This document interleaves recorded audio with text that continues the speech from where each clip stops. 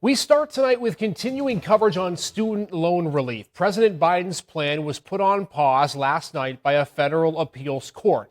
It affects millions of recent college grads who were looking forward to getting upwards of $20,000 in relief forgiven from their loans. But now that's in question.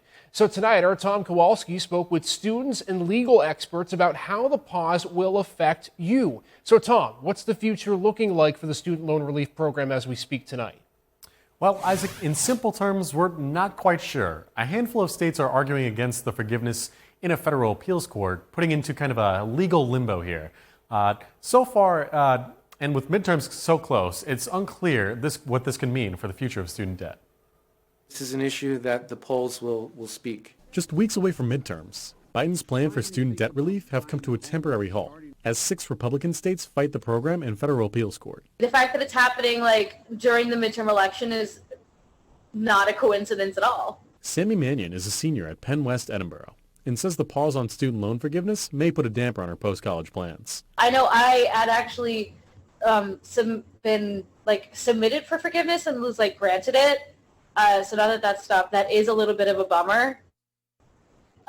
It is for especially people who just got it. But is this pause even legal? Experts say it depends on November's elections. I think ultimately the way that this pans out, in my professional opinion, would be that this would end up being a situation where the courts would find that this is a political question and is ripe for the polls and the elections to dictate what should happen here. Mannion hopes that this will encourage more college students and recent college grads to go to the polls.